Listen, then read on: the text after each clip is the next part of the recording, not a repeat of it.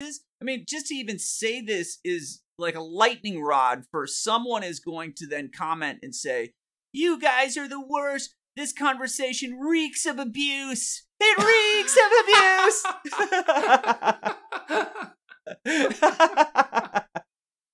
Can you believe that lady said that? Dude, that line, among all others, this conversation reeks of abuse. Like, oh my God.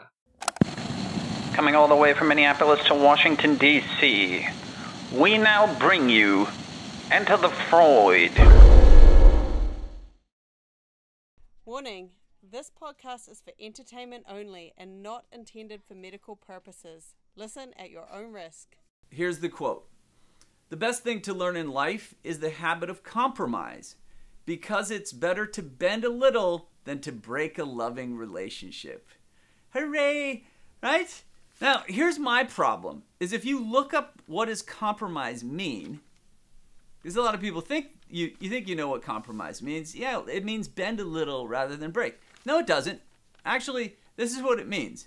To accept standards lower than desirable. Really? Imagine this. Imagine you're getting a relationship and the lady says, yeah, check it out. So right now things are pretty cool. Later, I'm going to ask you to accept standards that are way below what's desirable.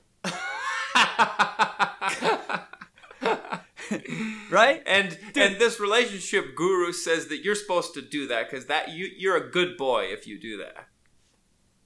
I don't know. There is this like freaking attitude in relationship advice in America that like you're supposed to be in a relationship and you're supposed to just like chill at home, like give up your wild dreams and just hang out at home and be happy mowing the lawn.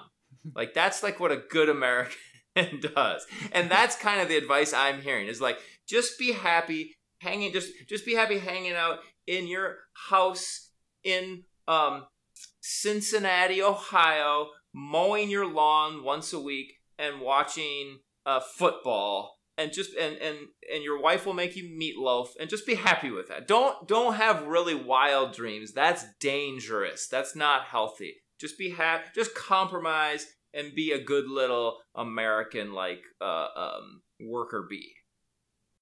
Well, all right. Where were we? Does anybody remember? Yeah, I remember. You had read those guru relationship quotes about compromise, and then I had said that. I said there is a way you have to compromise, but you don't want to lower your expectations. And then I had made this point that it's kind of sounds like those quotes are telling people to just like settle for a mediocre life. Exactly. But that's my problem. That's where I have invented this formula, which I should put up on the screen. Like, fuck, yep. You're gonna have to do it. You're just gonna have to add the formula as we talk, right? Totally. Because here's a straight up formula. I believe rather than for relationship success, I believe that this truly breeds resentment. But before we do that, I must specify that compromise is not something of a negotiation, like in the way that you describe this a Saturday afternoon that somebody wants to stay in and watch movies and somebody wants to go out and go rock climbing, right? In that's just a negotiation of how the afternoon will be spent. If it doesn't go well, you can divide and one can watch movies and one can rock climb. Like, right. It's that's just how it comes out. No, a compromise, that's a negotiation. A compromise it's the misuse of the word. And I think it's so commonly misused to say that, oh, that's what a compromise looks like in a relationship. Well, actually, no. A compromise in a relationship is a gravity towards an acceptance of life that's substandard to your values, to your specific ideals, to your dreams. And to say that, yeah, that's a good idea. Let's just let go of one of your dreams for the others. Someone is going to have to let go of their drive and purpose. And that is where, here's my formula. Compromise over time equals resentment. R for resentment, right? Well, you can increase the extent of compromise over how long you do it will either increase the velocity of resentment or increase the speed. Same situation. It's like I'm literally just superimposing other things onto a formula that's super well known, right? Yep. But so if we can almost systematically produce resentment in the one who has given way to their own dreams of, I'm going to climb Kilimanjaro or something smaller. I'm going to go and climb El Cap. Or I don't know why people in this metaphor are climbing shit. That's my own bias, right? I'm guilty as far. I really want to know who started this shit of talking about relationships existing with compromise as a crucial element. Like, who started that? And how does it still persist? You know what it makes me think of is there's this quote. I don't know if it's Karl Marx, but it's this kind of Marxist idea of that religion is the opiate of the masses. Oh, and yeah. There's kind of this idea that the higher ups want to numb out the mass humans so that they just can become worker bees and just slave away in their lame lives, and they're just like the cogs in a giant machine.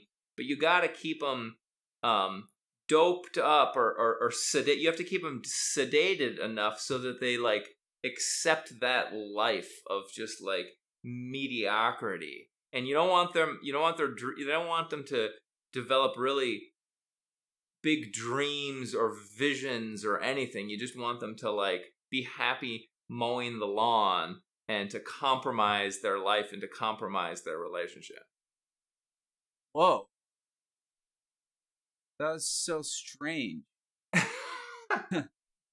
And then if I add to it, there's also, and I don't really know, I'm kind of treading on dangerous territory.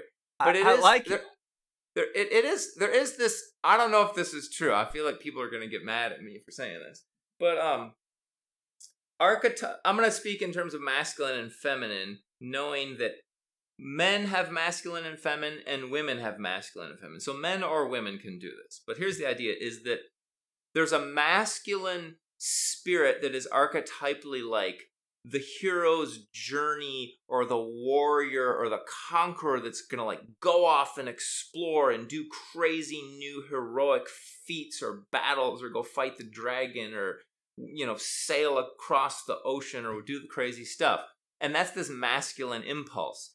And then there's a feminine impulse of it's kind of like gets symbolized in stories as the woman who just wants to stay home and wishes that her wandering cowboy would return home to her and kind of just wants to stay home and tend to the farm and so there's this kind of tension between the masculine wandering hero who has crazy heroic dreams to go do wild crazy stuff, and then the feminine that wants to just like stay home, and they're kind of in tension. And I sort of partially am hearing what you're saying and what you're protesting to is that, and I think this is true, that there's kind of a cultural in America, and especially white, like Protestant America, there's this kind of cultural message that's like, men, don't go off and do your adventures. Be a good boy, compromise, and stay home with your wife and be a good father and just plow the fields and grow the food and be good and like give up your heroic dreams. Are we going to compromise women's careers? Are we going to make a compromise to women's career choices? I mean, just to even say this is like a lightning rod for someone is going to then comment and say, you guys are the worst. This conversation reeks of abuse. It reeks of abuse.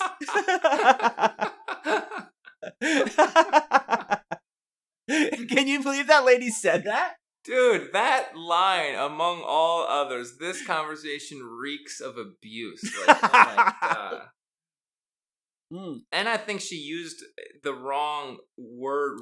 I think she misspelled it. Spelled it wrong, and just used a completely wrong word. She misspelled it, but it didn't matter. It was awesome. And then it went on for like 3 paragraphs. That's the longest comment I've ever seen on any platform ever. It was like a whole dissertation about how bad men are and how they force women to just have to fit into awful, unwanted things. You're like, whoa. The most nutty thing about it was that she was defending that patient of yours, that woman who said, I wanted this done yesterday. She was defending that lady. Oh, that's right. That's what she was doing, is defending that lady. Of all the shit she could have said, she wants to defend that lady? It's like a lost cause. Yeah. But because clearly nobody, no feminist, no one who's actually looking out for a true search for equality wants this person to, this lady's going to listen to this podcast and then flip out again. That we're talking about her. We should just include her in our next one. We'll call her up and have her call in and we can talk to her. We probably should. That'll be the beginning of this going to live. Yeah. I think that's a good idea because I don't think anyone really would want her to advocate for their cause, as she's just got such a wild agenda. Totally. Rhiannon read her comment. I don't know if you've seen it, but now Rhiannon has replied to her because Rhiannon read her comment, was so annoyed with her. Then Rhiannon wrote a long reply to her. Oh, wow. Yeah. Yeah, I got to check that out. But it's like the idea that we're going to because if relationships exist on compromise, obviously the one to compromise is the one in power, which is, as we all know, white men. Mm-hmm. So are we going to ask people? Are we going to ask minorities to compromise, or are we going to ask just women in general, based on what we know about what has been asked of them historically? Should we really ask them to compromise what their current dreams are? Be like, oh, do it for the kids, do it for the relationship. I'll just read you another one. I'm gonna read you another one, but this is clearly written by a woman, but I'm gonna pretend, you and I are gonna pretend this is a man saying it to a woman. All right? Oh, good. So-called fucking relationship gurus, right? Let's see what they have to say. Okay. Compromise is not an act of weakness. It demonstrates that you care for something or someone beyond yourself, you greedy fucking whore. Right?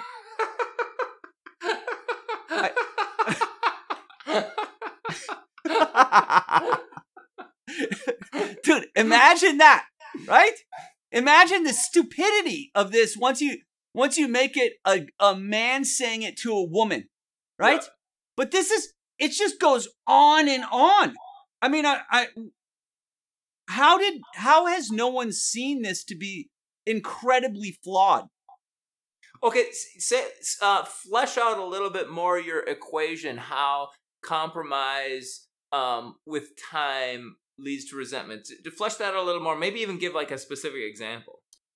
I wish I was looking at the definition right now, but I'm not, even though I looked it up yesterday. What is it to resent? What is resentful, resentment, yeah. All of it, yeah. Right? Yeah. But so, because if we extend the compromise, and so to have a minor compromise is not that much of a reflection that your own life's journey is derailed. But because as you mature, this again goes back to the stages of development, to make compromise very early on doesn't really bother you. But then as you hit 30s and 40s, there's an internal rebellion that is awakened. Yep. And that internal rebellion shows up as resentment. Yes. So totally. Oftentimes, the contract that you make very early on is one of compromise, since these fucking beautiful pundits like to make these announcements that that's a good idea. Yep. And then not knowing that, oh yeah, just extend that forward about 3 to 5 years, and then what you have is a prisoner who's ready for a revolt. Totally. Okay, I totally get what you're saying. Now, next question is like, so what what's the alternative? What should the model be instead? Okay, so because oftentimes the way that this presents to me is in a couple will show up, and what I realize is much of their existence is leveraged off of that. Well, they'll announce we have communication problems, and I just look at what they're saying, and I'm like, no, you both communicate very well. You are a lawyer. You happen to be some executive person who consults for one of these huge firms. Both of you communicate exceptionally well. Yep. So to say you have a communication problem is wrong. Actually, what you have is tremendous resentment for each other. Yep. And it's like, well, how did you get this way? And so then we have to backtrack and look at, well, what's the design that is leading to this? So it becomes a design flaw. The way that they have created their relationship structure itself is flawed because it is inherently compromised. It's compromising to each person in it. And so then we have to go back and say, all right, let's get real about what your current dreams are and your current aspirations. We're going to renew your contract, right? We're going to come up with a new deal. And in this new deal, each of you get to go and do something more than mow the fucking lawn, right? You get to go and watch football with your buddies if that's what you want to do. You get to go and take dance lessons if that's what you want to do. You get to do, and then obviously it's the man who wants to take dance lessons and the woman who wants to watch football, right? Like this is like whatever it is. And sometimes the dreams are huge. It's like, holy shit, we got to get somebody back into the workforce, right? Someone let go of their lofty career of being a district attorney in New York, and now they got to get back to just like practicing law. You're like, oh my God, how do we let that go? And so that seems like a really big mountain to climb. And so in that, when the more daunting it becomes, the more resentful you become for making those decisions. That's like equation number 2. But don't you? I feel like there's a fundamental challenge that humans are struggling to deal with, and maybe there's no way out. But I don't know. What do you think? Let me try to describe it. Is that if I want to be married, and if I want to raise kids, and I want to pursue a pretty ambitious career, and I also want to like play music, right? And I also want to like be in shape and participate in CrossFit tournaments occasionally. Like I want to do all those things. It sort of feels like I run up against just like the amount of time I can't do all those things. And particularly raising kids, most of all, requires a ton of time dedication. And so then we humans tend to get pregnant because having sex is really fun. So we tend to get pregnant. So then we have kids. And so now you have kids.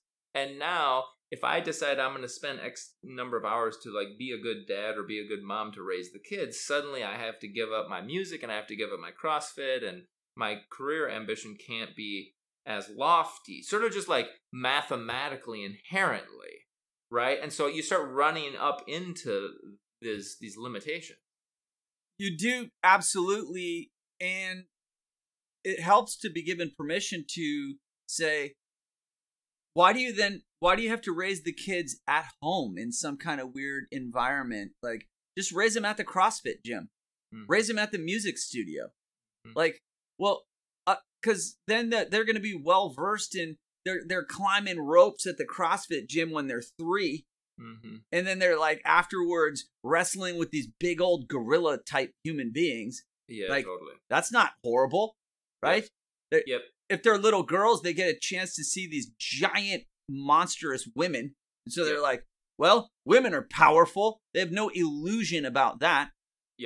They, and if they're around music since the very beginning, they're not like disturbed by sounds, and they're like, oh, he can't sleep around music. Make sure the house is quiet. Everyone, don't close the door softly. He's sleeping. And it's like, dude, he can sleep in the... He sleeps in the music this studio. point you're making is a good one. It makes me think there's this, I've heard these sort of critiques of parenting in America that use these terms, child-centered parenting.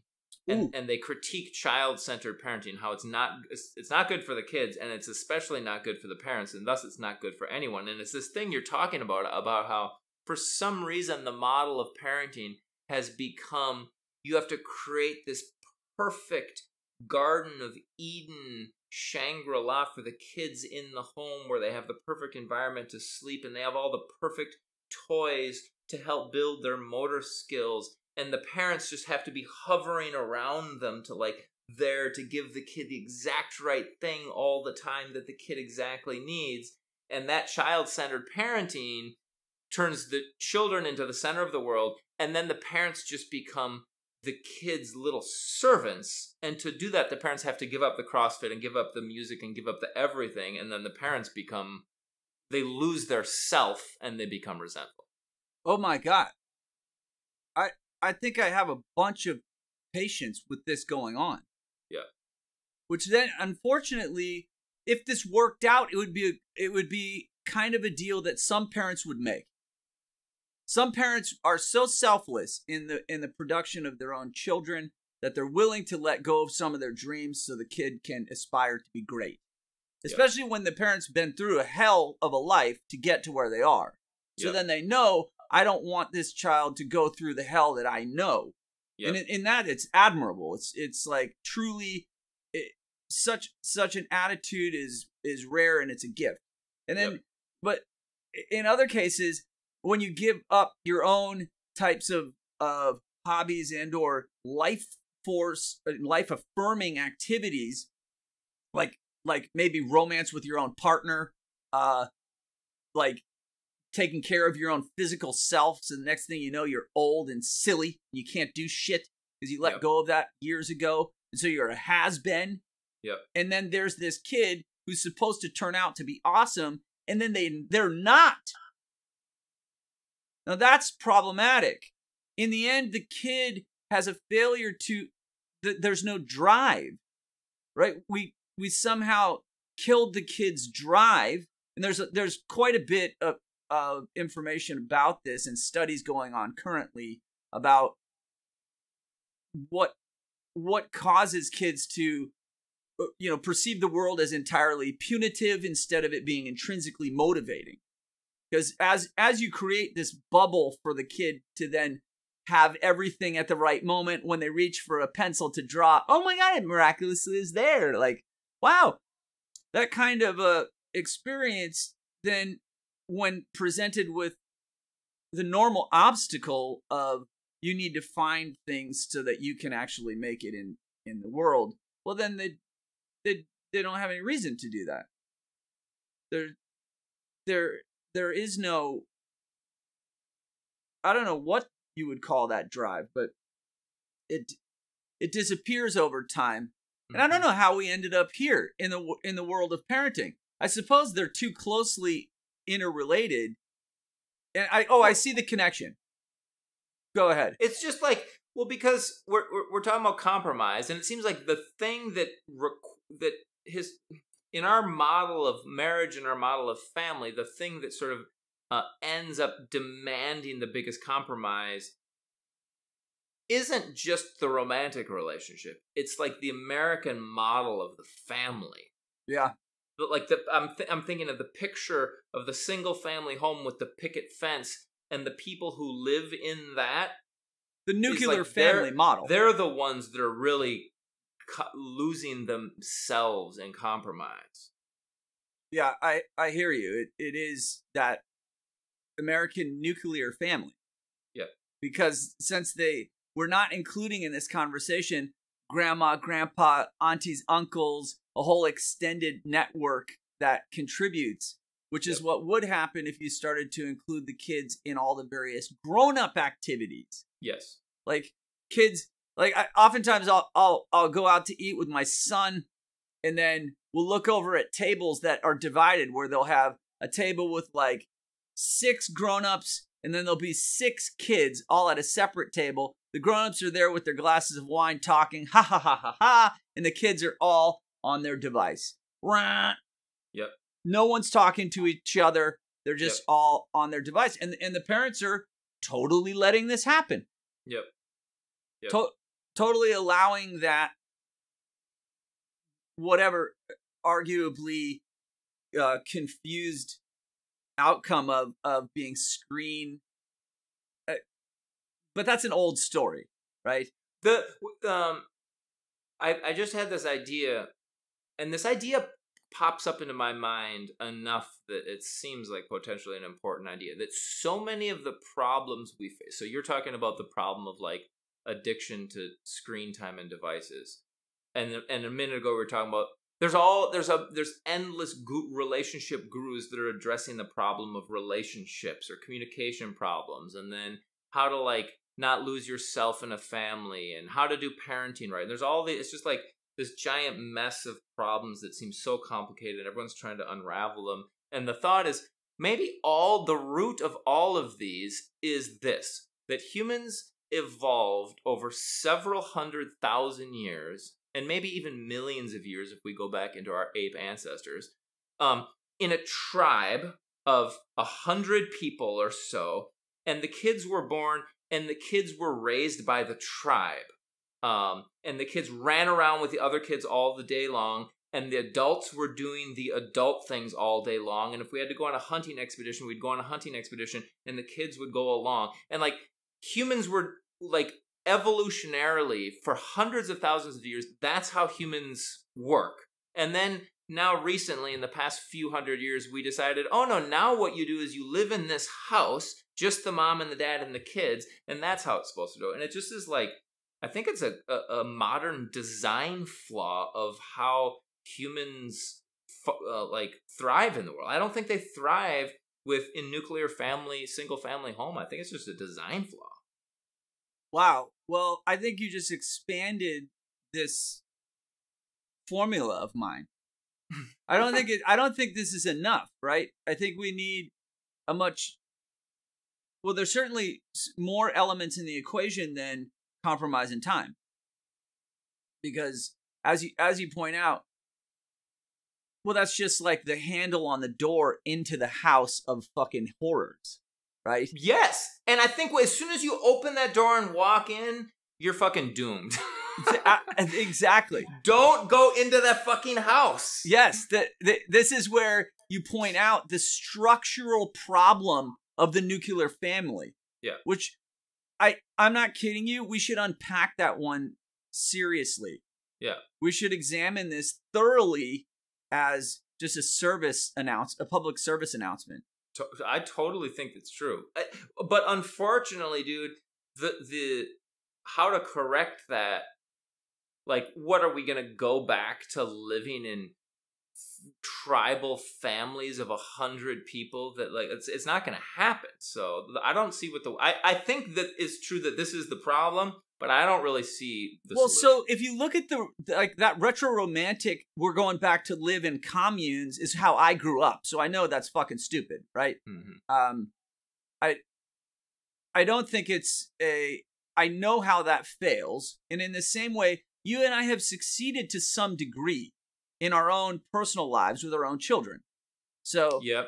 I don't think that it would be much of a stretch to say like, hey, within the confines, in the limitations of this structure, here's how you can actually liberate yourself from it, because clearly you and I have enough time to work out and be totally creepy about our nutrition. We're insane, right? Like we both are capable of an incredible amount, including then have our kids go on to do bizarre levels of success in various things. So, and some of it is by including them into things that otherwise you would say, that's true. Isn't that kid too young to be around these grown-ups? Like, that's true. No, actually, like if we remove Karu from many of these encounters with other grown-ups, well, then maybe he wouldn't be inspired to see the world the way he does. Totally. I gotta say this is that I've recently been under fire for including Karu in our podcast, because it seems what we talk about is so inappropriate and so detrimental to Karu's mental health that I've been under a little bit of fire for that. Wow. And I've thought about it, because as you were saying it's kind of a tricky question, like, what do you expose your kid to? But then I thought, wait a minute, all these like soccer moms are like criticizing me, and I'm like, well, how's Karu doing? Like, Yeah. like, let's look at the results of my nutty parenting here. Yeah. Like, how's the the proof's in the pudding? Like, let's look at the fruits of this strange experiment. How's he doing academically, interpersonally? Right. Totally. How's he doing socially? How is he doing athletically? How is he Yeah. doing with his his own personal intellectual pursuits outside of Totally. school? Yeah. It's fucking bizarre, right? And you might say, well, Porin, your kid shows an unusual aptitude to punching other children. And like, why is that? Well, it's something I'm very proud of. Yeah. Right? And you might say, that's horrible. And I'm like, well, he doesn't have anxiety socially. Yeah. He does not have social anxiety. Dude, your kid's aptitude, his by far his most outlier aptitude is dark humor. I don't know quite how to say it, but his aptitude for that is like way off the charts. He's like has that clever dark ironic humor better than 99% of adults. He's so good at it. And it's so strange is it's like it's a torment to his mom, but then I will tell him when he says something that's really actually bright and like when it hits and the timing is flawless, I'll be like, my man, that one was it. But then he'll say some that are like really off, and I'm just like, nah, it's kind of just creepy. Like what you just said is actually really offensive to these groups of people, and it was really creepy, but it wasn't funny. Yeah. And that's it. I have no more comment. I'm not going to tell. It's been good training, dude. I think he's going to be a famous comedian. Recently there's been. Oh, we got to stop. You got a noon, right? I got a supervision at noon. Yeah. It's too bad. Because we were about to go into an interesting thing. I wanted to start to talk about comedy and dark irony and swearing. There was someone left a comment on one of our videos about how much we swear, and they were annoyed by that. Did you see that comment? No, I didn't see that, but I would like to. Yeah, and then I just responded because there's all this interesting research out there about swearing and how it's like there's studies that suggest it's good for your mental health. It reduces pain. Yeah, and it correlates with intelligence. Oh wow. And then I responded to the person. The theory I posed, there's no research about this, but what I posed is I think it also correlates with people who are like at odds with the orthodoxy, who are kind of like, you know what? Fuck the norm. Fuck the mainstream thing that we're all the unwritten fucking rules that I'm supposed to live in that don't fucking work with me. Fuck that shit. I think people who have that feeling, which you and me do in a high way, swear a lot. Well, I got to end this. I once worked with this priest who was in his 60s, and he had all of these doctorate degrees. He's the only other person who came in my office and knew everything about Ken Wilber. He knew everything about half the silly books on my shelf. He's like, oh yeah, that guy's really great. Literally could point out all of the flaws with their theories and the good parts. And I was just like, oh my God. And this guy says to me, he goes, listen, there are some experiences in life that can only be described with the word fuck. Yes, dude. That was a priest. So cool. Right? A priest came in and said that to me. And I said, that's a fucking great story. Isn't that awesome? I love that. All right, man. Let's wrap it up. All right, dude. Okay. Talk to you soon. And I'll see you. When do you get back? Sunday night? Yeah, I'll be back Sunday afternoon.